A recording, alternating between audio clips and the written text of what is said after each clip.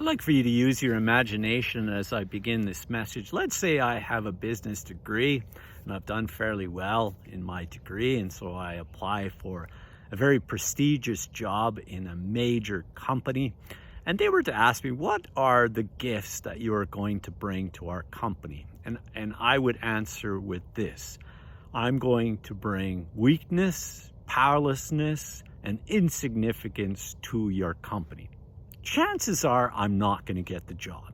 If I was to apply for a job as a teacher, a doctor, a garbage collector, a lawyer, chances are I'm not going to get the job.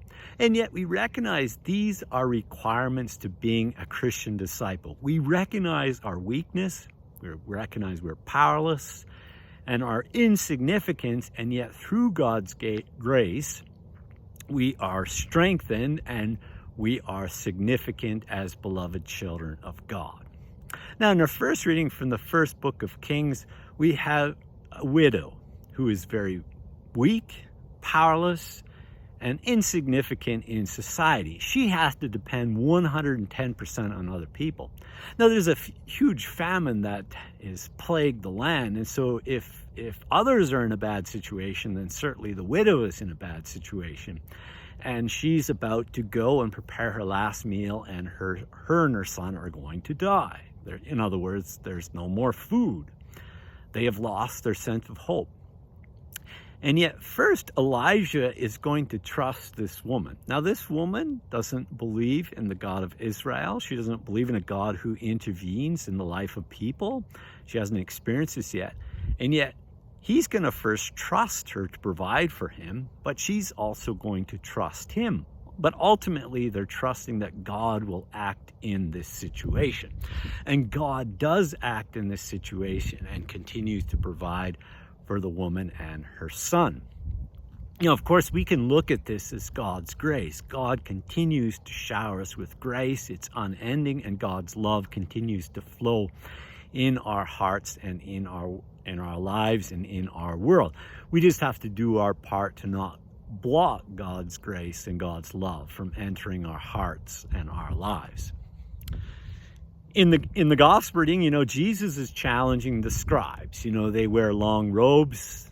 They are greeted with respect in the marketplace, using honorary titles, and they have the seats of honor in the synagogues.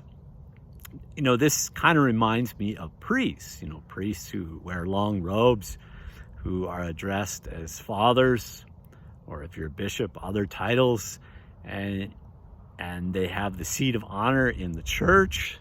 So we have to be careful. We have to constantly be purified, that we are directing people towards God and not directing people to reverence and respect us. I mean, people will naturally reverence and respect others, hopefully, but the greater objective is for them to reverence God. We have to lead people to God. In a certain sense, that takes the pressure off, because it's not about us, but it's about God. Now, this widow who gives basically everything she has to live on, she's actually doing a very foolish act, because how is she going to provide for herself? And yet she's an image of Christ. It's foolish it was foolish for Jesus to be born among us, because God would have known that Jesus is going to be misunderstood, he's going to be rejected, and eventually he's going to be crucified.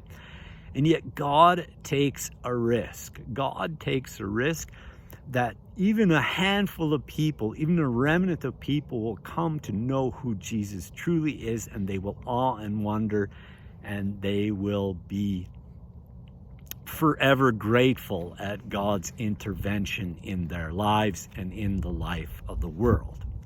So as we gather around the table, Lord, we gather as people who are weak, who are powerless, who are insignificant, but in this Eucharist, we are strengthened, we are made significant as beloved children of God, and we cannot help but give thanks and do our part to help the people who are powerless and who are weak in our society, to build them up so that they can come to believe in the God that intervenes in their lives.